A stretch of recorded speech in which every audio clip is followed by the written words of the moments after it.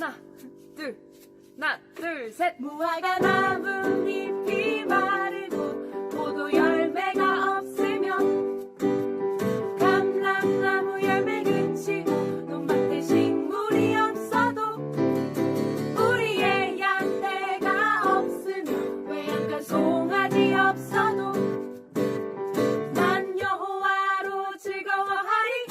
난 여호와로 즐거워하리. 난 구원의 하나님을 인해 기뻐하리라. 네, 이제 예배 시작하도록 하겠습니다. 예배 들어오신 모든 분들 반갑고요. 이 시간 또 다시 줌으로 만나서 예배 드리게 되었는데 각자 계신 곳에서 주변 정돈 좀 하시고 이렇게 예배에 집중할 수 있는 마음과 환경을 만드시고 우리 같이 예배 드리면 좋겠습니다. 먼저 우리 사도신경 함으로 우리의 신앙을 함께 고백하도록 하겠습니다. 사도신경 하실게요. 전능하사 천지를 만드신 하나님 아버지를 내가 믿사오며 그 외아들 우리 주 예수 그리스도를 믿사오니 이는 성령으로 잉태하사 동정녀 마리아에게 나시고 본디오 빌라도에게 고난을 받으사 십자가에 못 박혀 죽으시고 장사된 지 사흘 만에 죽은 자 가운데서 다시 살아나시며 하늘에 오르사 전능하신 하나님 우편에 앉아 계시다가 저리로서 산자와 죽은 자를 심판하러 오시리라. 성령을 믿사오며 거룩한 공예와 성도가 서로 교통하는 것과 죄를 사하여 주시는 것과 몸이 다시 사는 것과 영원히 사는 것을 믿사옵나이다. 아멘.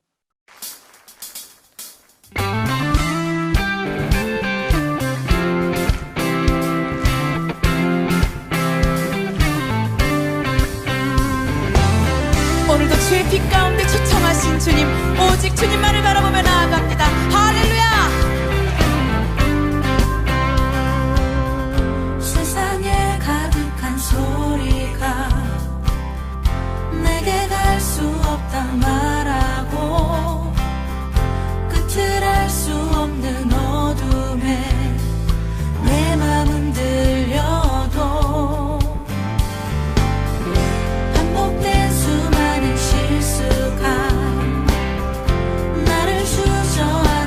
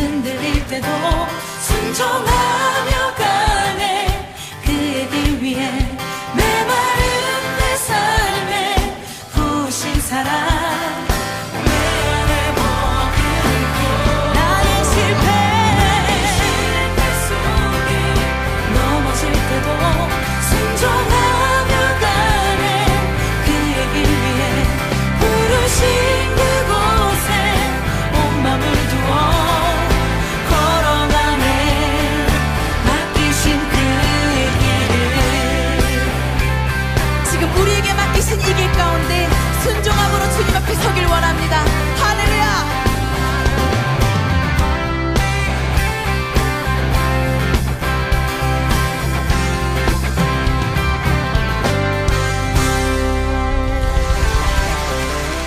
우리를 주의 나라 거룩한 백성으로 인도하시는 주님,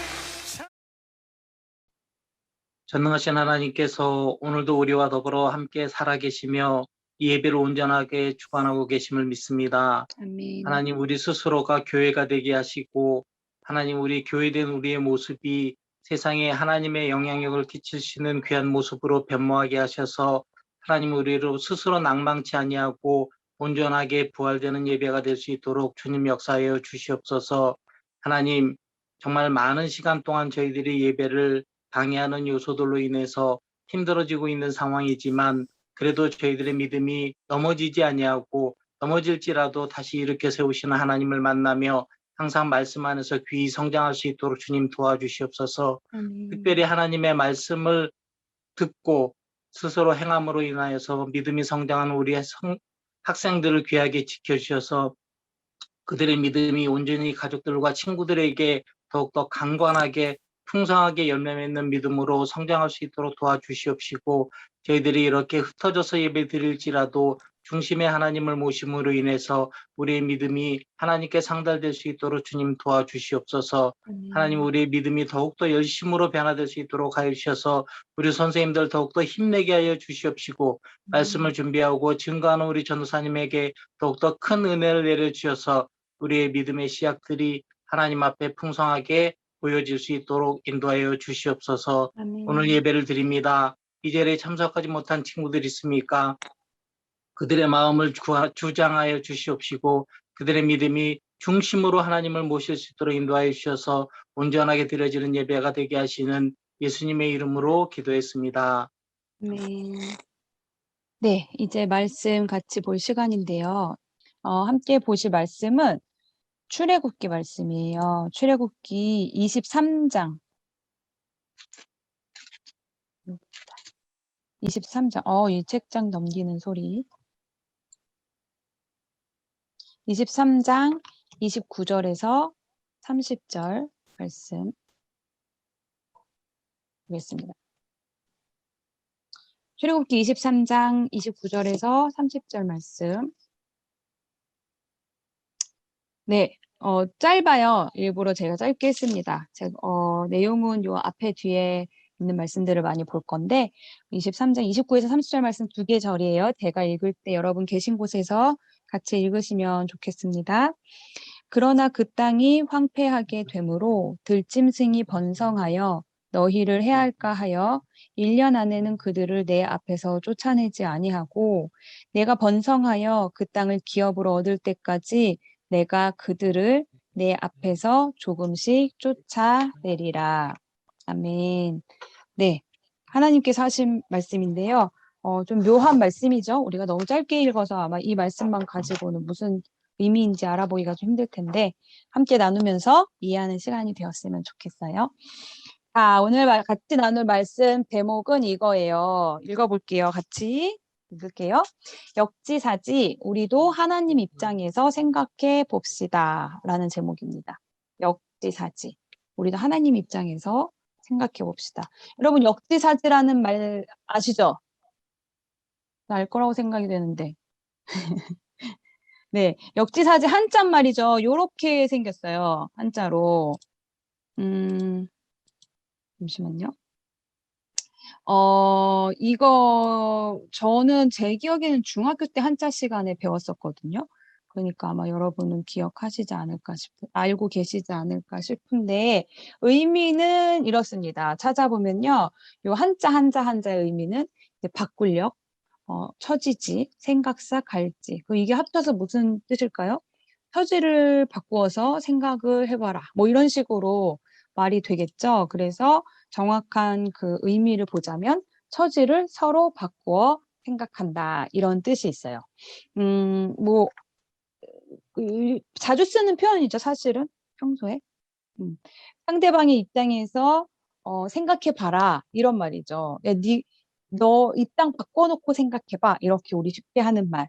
이죠. 그렇게 했을 경우 참 많은 경우에 좀 더 나은 행동을 할 수 있다라는 의미예요. 그래서 역지사지를 잘 할 줄 알게 되면 나와 다른 사람을 더 많이 이해하고 포용할 줄 아는 사람이 되기도 하고요. 그리고 이제 서로 의견이 다른 경우가 우리 아주 자주 생길 수 있잖아요. 그럴 때에 그게 문제로 불거지기보다는 그 문제를 해결할 수 있는 실마리가 되는 방법이 이제 이 역지사지다. 이런 이야기를 합니다. 예를 들어서 한번 생각을 해볼게요. 가족 중에서 여러분 누군가와 부딪히는 경험을 많이 해봤을 텐데 보통 누구와 많이 부딪히나요? 여러분 말씀을 좀 해주셔도 괜찮아요.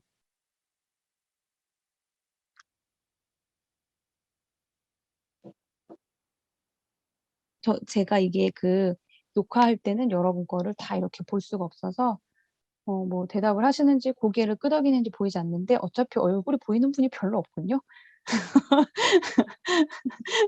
네. 자, 말하거나 채팅으로 올려주시면, 대답할 거 있으면 채팅 올려주셔도 됩니다. 네, 말씀 설교 시간에도.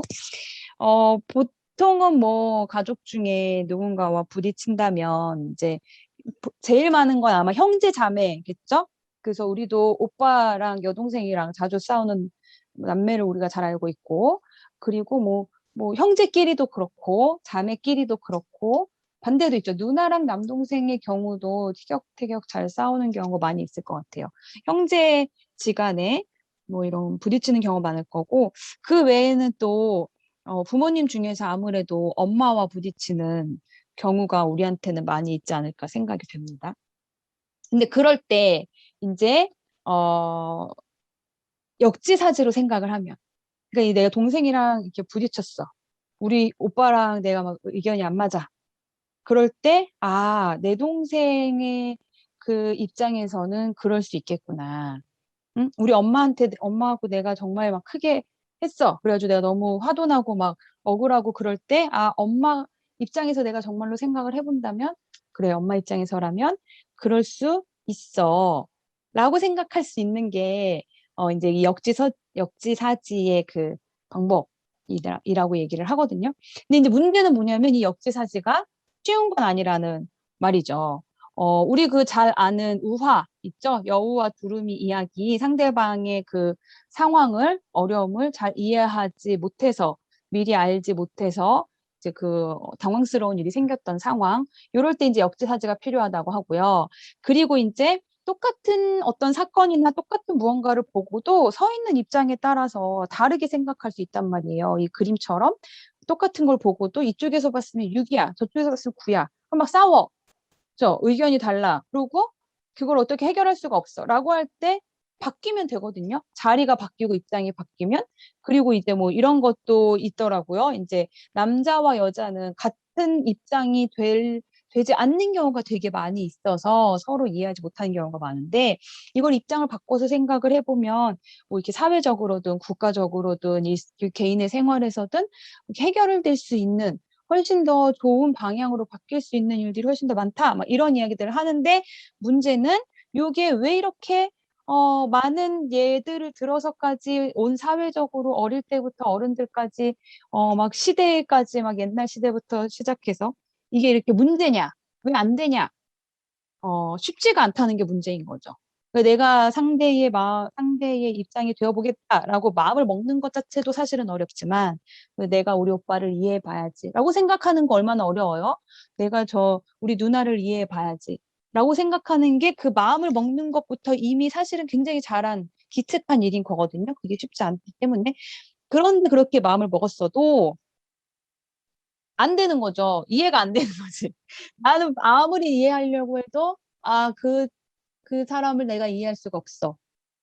그 사람의 입장에서 생각하는 방법 자체를 우리가 잘 모른다는 거예요. 그래서 역지사지가 어려운 거죠.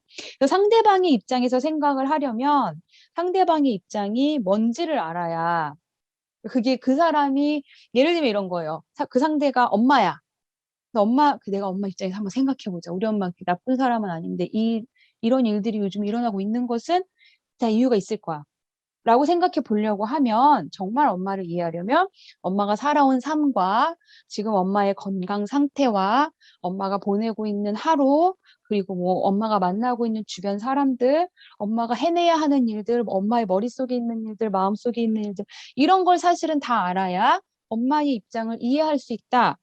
라고 말할 수 있거든요. 그러니까 이게 내 여동생이든 남동생이든 오빠든 누나든 형이든 내 동생 뭐 다 마찬가지인 거죠. 그 사람의 모든 것을 내가 알 수 있다면 아는 만큼 조금 더 아는 만큼 그 사람의 입장에서 함께 생각해 볼 수 있을 텐데 모른다면 그가 지금 어떻게 살고 있는지 아침에 나와 헤어지고 나면 어떤 일들, 어떤 시간들을 보내는지를 모른다면 더더욱 그 사람의 입장에서 상대방의 입장에서 생각하기가 힘들 거라는 겁니다. 그 사람에 대해서 알아야 하고 아는 만큼 그 사람 입장에서 생각할 수 있다는 거죠. 우리가 오늘 하나님의 입장에서 생각해 봅시다라고 말씀을 시작했는데 하나님 입장을 알려면 하나님에 대해서 알아야 되겠죠. 자, 그래서 지금 한번 시도를 해보겠습니다. 여러분 채팅할 줄 아시죠? 내가 아는 하나님에 대해서 한마디씩 써주시면 돼요. 우리 만나서 얘기할 때는 여러분 대답도 잘 하고 대답을 안 하는 분들도 저에게 눈빛으로 답을 주고 하시거든요. 근데 안 되잖아요. 줌에서 여러분 아무리 얘기를 해도 안 하잖아요. 채팅으로 한번 해주시면 제가 여기 파워포인트 쓸 수 있으면 한번 써보도록 할게요. 뭐 못 써도 크게 문제되진 않을 것 같고. 자, 지금 한번 생각해 보세요. 내가 아는 하나님은 어떤 분이야? 아주 간단하고 단순한 것도 좋아요. 제일 쉬운 거 내가 할까? 내가 아는 하나님은 굉장히 능력이 뛰어나신 분이에요. 뭐 이런 거 하셔도 돼요. 능력이 뛰어나다는 표현도 너무 길고 어려운가요?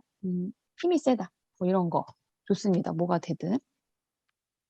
내가 파워포인트를 쓰면 여러분한테는 어떻게 보이는지 제가 여기 다 보이는군요. 다 보여도 그냥 써드릴게요. 3개나 올라왔어. 와, 이건 뭐죠, 지금? 김건식 쌤께서 뭘 쓰고 있어요?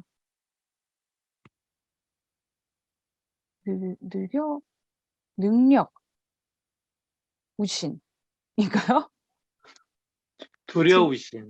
두려우신. 네, 제가 잘 알아보지 못해서 죄송합니다. 두려우신, 그다음에 은혜의 하나님. 좋으면서 무서운 하나님. 제가 한번 써볼게요. 두려우신 분. 이렇게 있고요. 그리고 또 제가 이걸 쓰는 이유는 여러분 부담 갖지 말고 천천히 여러분의 의견을 달라는 얘기예요. 자, 좋으면서 무서움. 그렇구나. 좋으면서 무섭구나. 나의 느낌이네요. 두려움, 좋으면서 무서운 이런 건 좀 느낌이고 사랑이 많으신 이런 것 좀 하나님에 대한 설명이라고 할 수 있겠네요. 그죠? 사랑이 많으신 분이고요. 은혜의 하나님도 어떤 하나님의 그런 뭔가 성격, 성품 이런 걸 나타낸다라고 할 수 있을 것 같고요. 은혜의. 자, 새 메시지 하나가 더 떴는데 전설 그 자체이신 분 조영산 지윤팬님께서 써주셨습니다. 전설 그 자체 어떤 의미일지 설명해 준다면 더 좋을 텐데 또 다른 분들도 생각나는 거 있으시면은 그냥 막 써주세요. 우리 하나님 전설 그 자체래요. 멋있다. 아유, 그걸. 또 여러분 전지전능 좋습니다. 전지전능 다 아시고 다 할 수 있다. 뭐 이런 뜻이죠. 잠깐만. 보이시나요, 내 거? 전지전능 했을 거예요.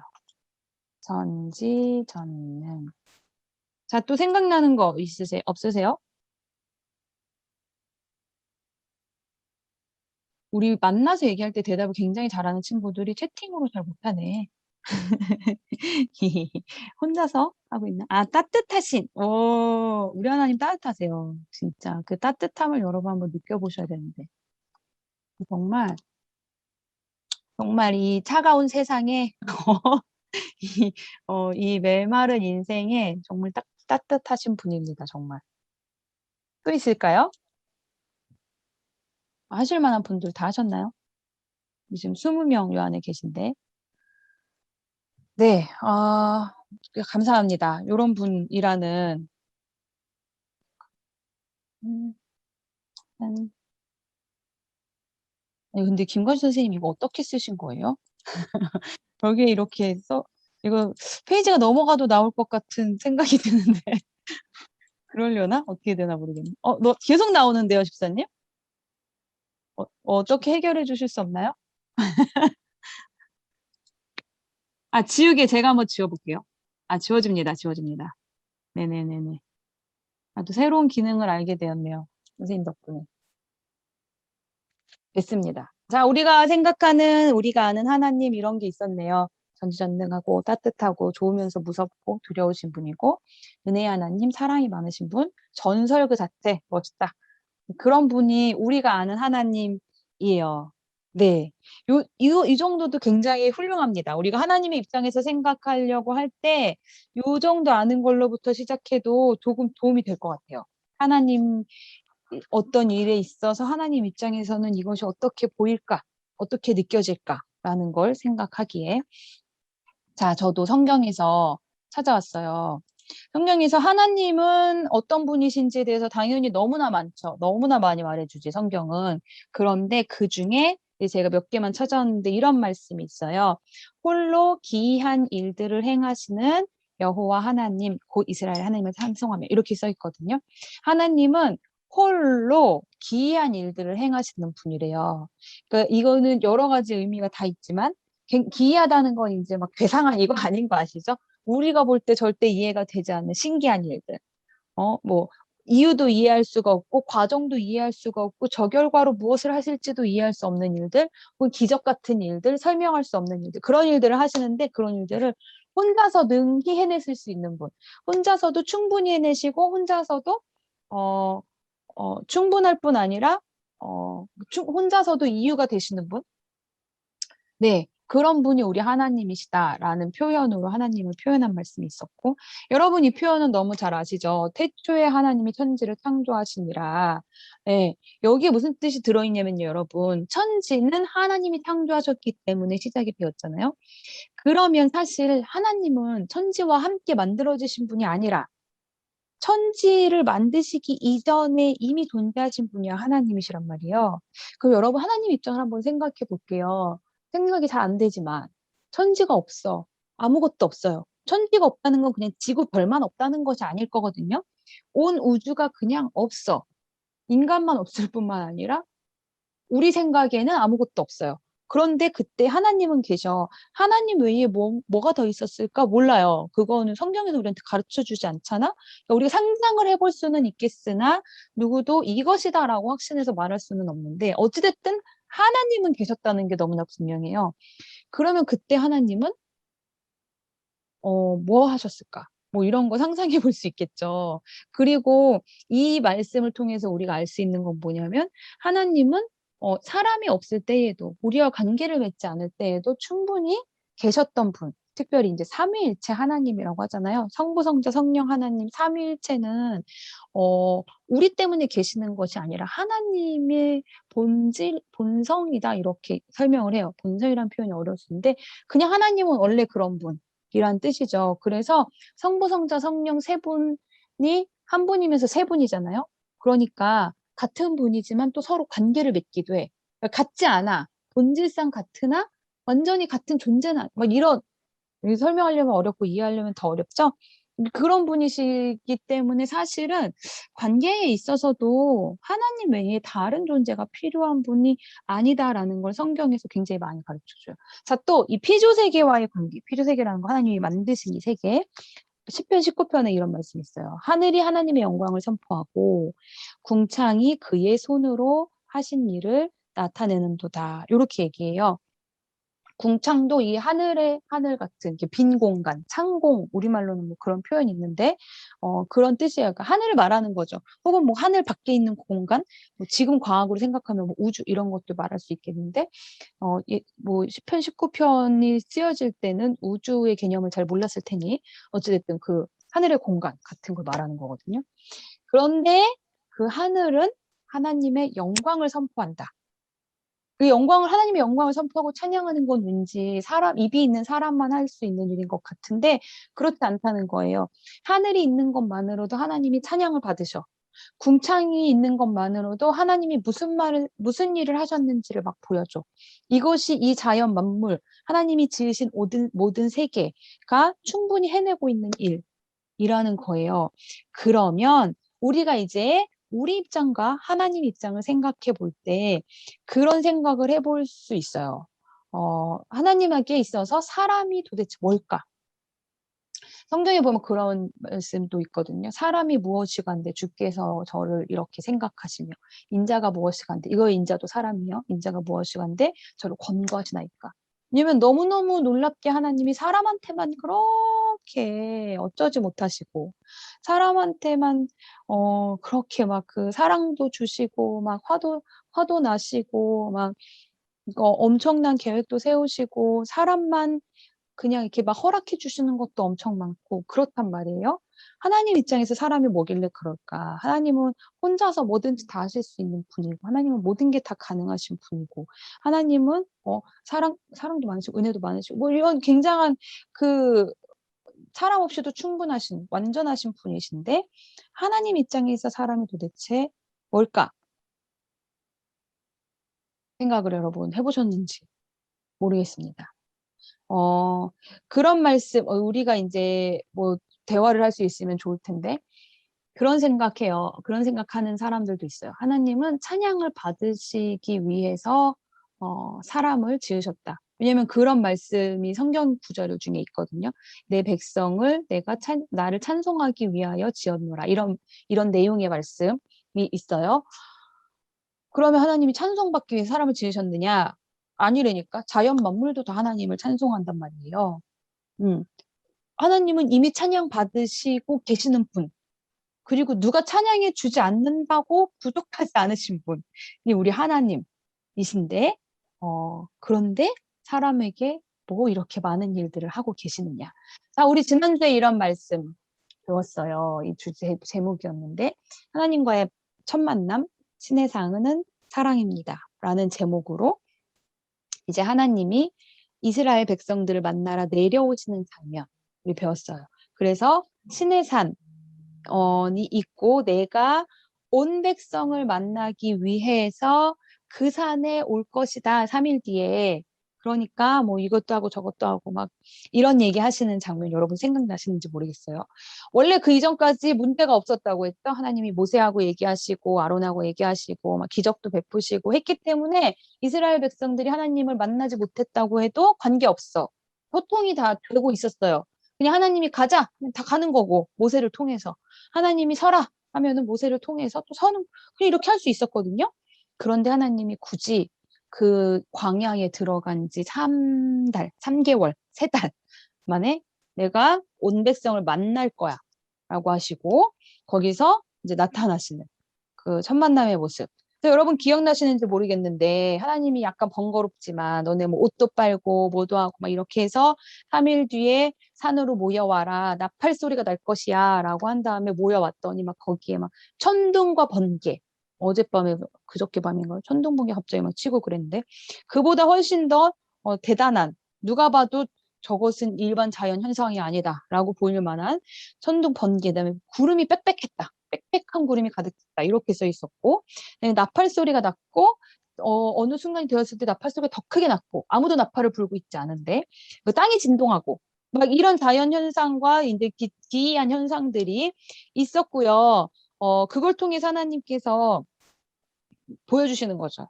그러니까 내가 막 과시하려고 하는 게 아니라 하나님께서 알려주시는 거죠. 얘들아, 나는 이런 존재야. 너희가 나의 백성, 나와 함께하는 백성이 되었으면 좋겠어. 나는 너희들과 대사장 나라가 되게 하고 싶고 너희들과 함께 이 역사를 이루어가고 싶어. 이런 시작하는 장면에서 그런데 나는 이런 존재다라고 말씀을 해주시는 거죠. 그리고 또 이제 이렇게 그 산의 경계를 지어서 들어오지 못하게 해라 라는 말씀을 하셨다는 얘기도 했었어요. 그래서 그 이유는 하나님이 거룩한 분이시라는 것, 하나님의 거룩함이라는 것이 무엇인지를 알려주신 거예요. 하나님은 거룩하신데 거룩하지 않은 사람과 접하게 될 때 거룩하지 않은 사람 입장에서는 하나님의 거룩하심이 이 사람을 죽이게 될 수도 있는 거라는 것을 하나님이 요때 처음으로 이제 직접 알려주신 거죠. 뭐 그런 일들 저런 일들이 있었어요. 그리고 그렇게 하나님을 조금 알아가는 이스라엘에게 하나님께서 요 출애굽기 20장 이하에서 주신 게 뭐냐면 10계명과 율법들을 주세요. 제가 지난주에 정말 지나가는 말로 했었는데 여러분 그걸 캐치하신 분이 혹시 있을지 모르겠는데 출애굽기가 막 되게 막 생생하고 막 영화같이 막 그런 만화 같은 장면들이 막 이렇게 나온단 말이에요. 그게 1장부터 20장까지 그래요. 엄청 재밌어요. 그래서 읽다 보면 그런 소설을 읽는 느낌인 거죠. 그런데 20장부터 갑자기 법이 나와. 10계명이 일단 10가지 계명이 나오고요. 근데 그 다음엔 조금 띄었다가 법들이 나오는데요. 그 법들을 지금 한번 보겠습니다. 자, 여러분 법을 다 여러분과 하나하나 보겠다는 게 아니고요. 이 법들이 기본적으로 하나님이 어떤 분이신지를 이제 이 하나님과의 만남을 가져가는 이스라엘 사람들에게 알려주시기 위해서 주신 건데 성경을 펴보시면요, 여러분. 그 소음이 없는 곳에 있으신 분들은 음소거 해제하셔도 좋을 것 같아요. 원활한 진행을 위하여. 자, 20장을 지난주에 우리가 읽었어요. 그죠? 여기 보이죠? 20장 18절에서 21절까지가 이제 그 나타나는 장면이었어요. 그 사이에 20장 3절부터 17절까지가 10계명이 있단 말이에요. 그리고 나면 이제 20장 22절에 보시면요. 그 22절이 시작하기 전에 위에 작은 글씨, 제 거는 파란색 글씨예요. 여러분 안 보이시지요? 제 거는 파란색 글씨인데 완전 안 보이네요. 조그만 글씨로 성경 본문 위에, 그러니까 성경 절들이 막 있는 그 까만 글씨 사이에 있는 게 있어요. 자, 20장 22절 위에 혹시 뭐라고 써 있나요? 재단에 관한 법. 네, 맞습니다. 재단에 관한 법이라고 써 있어요. 그래서 여기서부터는 재단에 관한 법이라는 거예요. 21장 1절에 또 있는데 거기에는 혹시 뭐라고 써 있나요? 종에 관한 법. 네, 종에 관한 법이 있고요. 또 그 다음에 나오는 거 뭐 있나요? 이런 식의 제목. 이게 지금 요 단락의 제목인 거는 뭐 그냥 보면 아시겠죠? 우리 중학생 이상은. 그 다음에 나오는 법은?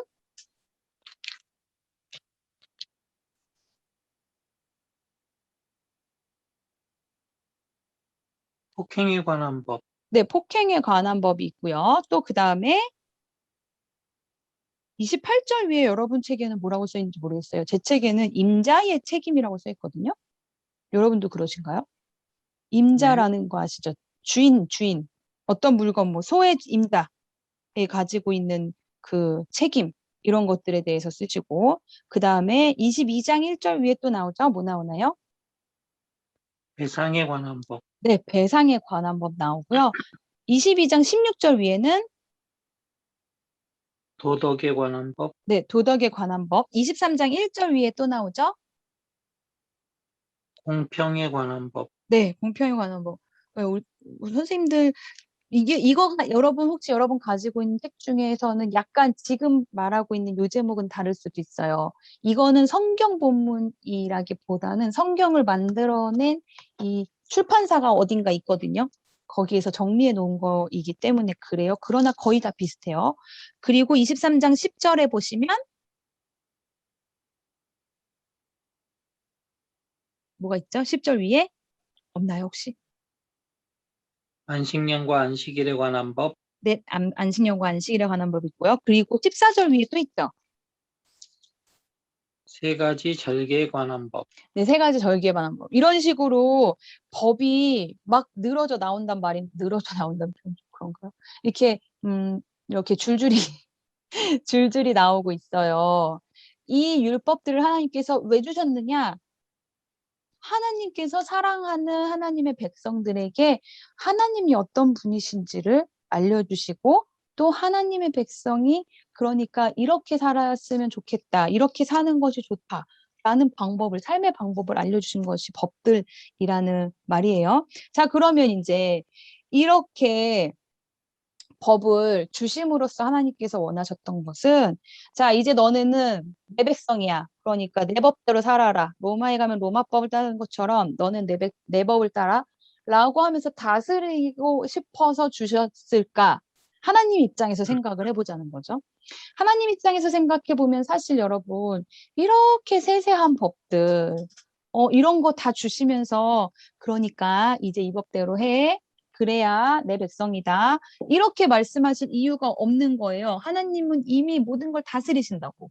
이미 모든 만물은 다 하나님 거고, 하나님이 뜻하시는 대로, 뭐, 살리시면 사는 거고, 죽이시면 죽는 거예요.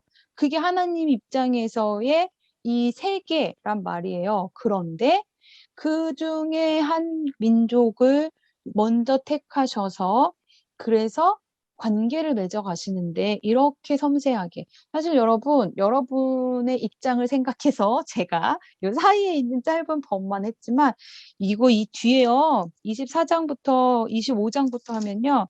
아니 출애굽기를 하나님 왜 이렇게 쓰셨을까 생각이 들 정도로 굉장히 계속해서 법만 나와요. 그리고 창세기, 출애굽기, 레위기 들어가잖아요. 더더욱 계속해서 법만 나와요. 이게 왜 하나님이 왜 이렇게 자세하게 많은 법을 사람들에게 주셨느냐를 이제 우리가 생각할 수 있어야 된다는 거죠.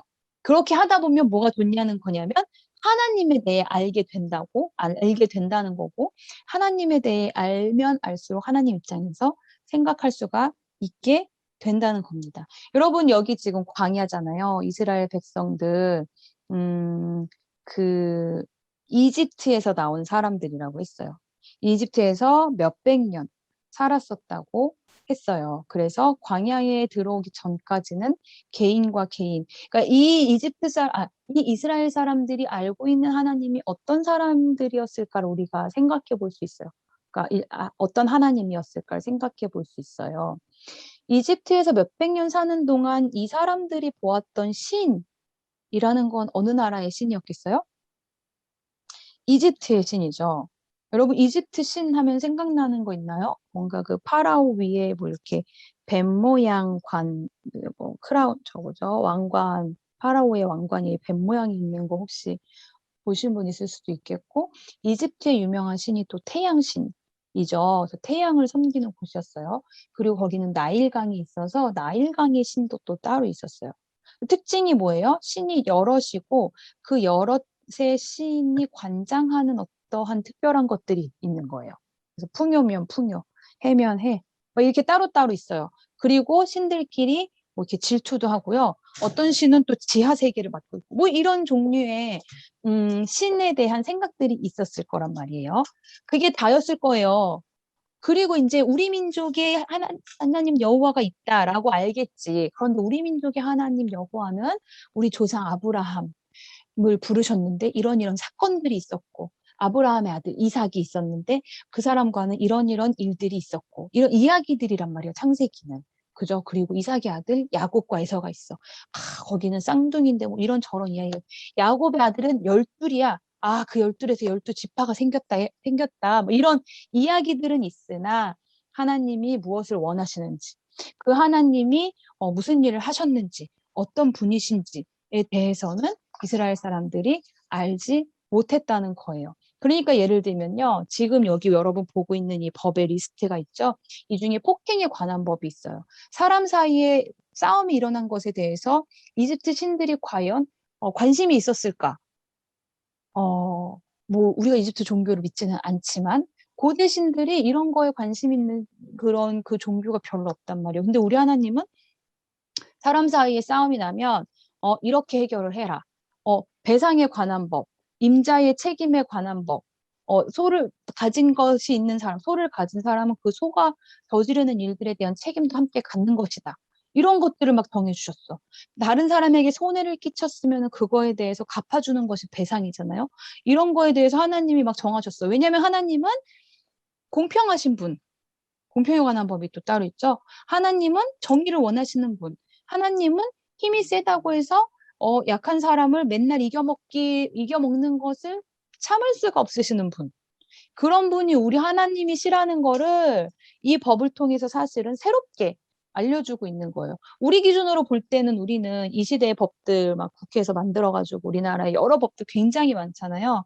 그런데 이 시대에는, 이 출애굽기 시대에는 그렇지가 않았다는 거죠. 그래서 하나님께서 이것을 알려주시면서 뭘 알려주는 거냐면, 나는 너희의 신 여호와는 이런 존재다라는 것을 알려주시기 위해서 이걸 이 많은 법들을, 그리고 더 많은 법들을 성경에 주셨다라는 겁니다. 그런데 왜 하나님의 그 목적은 뭐라고 했어요? 하나님이 다스리고 싶어서가 아니라 하나님은 애써서 아무도 안 다스려도 이미 모든 걸 다스리시는 분이기 때문에 사람을 다스리겠다고 애써서 법을 주시지 않으셔도 되는 분인데, 그런데 하나님이 사람을 너무나 사랑하는 마음 때문에, 우리 성경에 보면 하나님은 사랑이시다라는 말씀이 신약에 나와요. 요한복음 요한 1서 여기에 가면 나온단 말이에요. 하나님이 사랑이시라는 것을 조금씩 이렇게 다 표현하면서 보여주고 계시는 겁니다. 자, 오늘 우리가 읽은 말씀은 이거거든요. 출애굽기 23장 29절에서 30절 말씀이에요. 이 대목은 지금 어떤 대목이냐면, 하나님이 너네를 약속의 땅으로 내가 데려갈 건데 그 땅에 들어갈 때의 일에 대해서 하나님이 미리 말씀을 하시는데요. 하나님이 약속하신 그 땅이 이스라엘이 나라를 이루고 살 땅이긴 한데 비어있는 땅이 아닌 때였던 거예요. 그러면 사실 하나님이 그 땅을 이스라엘에게 줄 수 있는 방법은 너무나 많아요. 하나님은 전지전능하시고 역사를 주관하시는 분이기 때문에. 근데 자, 여러분 지도 하나 보여드릴게요. 괜찮네요. 많이 가리지 않네요. 자, 여기 이집트라고 했어요. 이집트에서 이렇게 나왔어. 그죠? 요거 선이, 그 빨간 선이 이 사람들 나와서 다니는 곳이거든요. 여기 시내산 있네요. 시내산이 아마도 여기 있지 않을까 생각이 되는 곳이에요. 그래서 여기 성지순례 여행도 많이 가는 곳인데, 여기를 이렇게 지나서요. 나중에 어디로 해서 이스라엘 땅, 여기가 이스라엘 땅이죠. 우리 맨날 보는 이거 호수, 갈릴리 호수랑 사해 바다, 요단강. 요렇게 돌아가지고 이쪽으로 들어간단 말이에요. 근데 요 지역에 사람이 살고 있었던 거예요. 가나안 족속이라고 되게 유명한 여러 족속들이 7부족으로 이루어진 족속들이 여기에 살고 있었던 거예요. 그럼 하나님이 이스라엘 백성들 이렇게 데리고 들어갈 때 한 번에 다 없앨 수 있을 거예요. 그죠? 하나님이 하시려면 뭐 안 돼 있어. 그리고 여러분 세계사 이런 거 보면 뭐 민족의 대이동 뭐 이런 거 있죠? 이 가나안 족속이 슬금슬금 이동하게 하는 안 되실까? 안 되시지 않을 거예요. 그런데 하나님이 어떤 방법을 쓰시냐면요. 29절에서 30절 읽어볼게요. 제가 읽을게요. 그러나 그 땅이 황폐하게 되므로 들짐승이 번성하여 너희를 해할까 하여 1년 안에는 그들을 내 앞에서 쫓아내지 아니하고 네가 번성하여 그 땅을 기업으로 얻을 때까지 내가 그들을 네 앞에서 조금씩 쫓아내리라. 이렇게 말씀하신다는 거예요.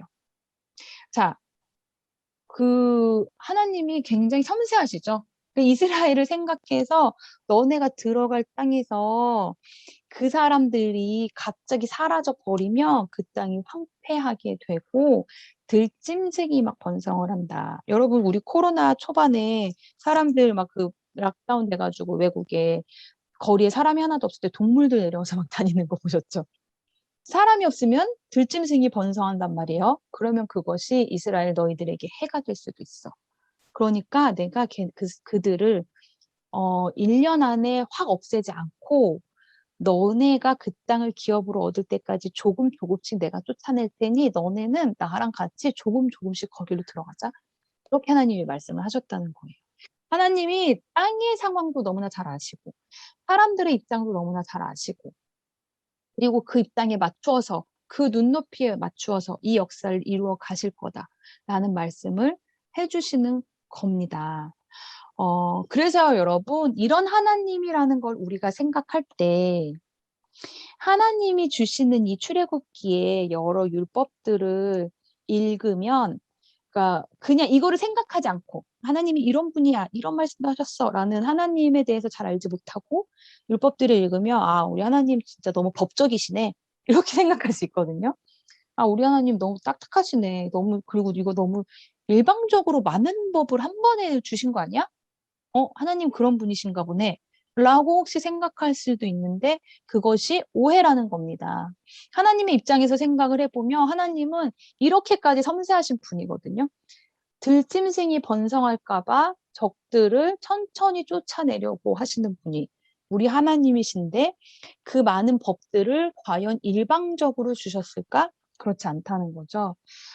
사랑할 필요가 없는 대상들을 배려하고 그들의 눈높이에 맞출 필요가 없는 하나님 입장에서는 그냥 필요 자체가 없을 수도 있는 존재인 사람들을 사랑하셔서 그 사람들에게 하나님을 알려주시고 하나님의 백성으로 사는 법을 알려주시고 하시려다 보니 이러한 두꺼운 성경책이 쓰여졌고 그 많은 역사들이 있어 왔다라는 것을 우리가 생각할 수 있으면 좋을 것 같습니다.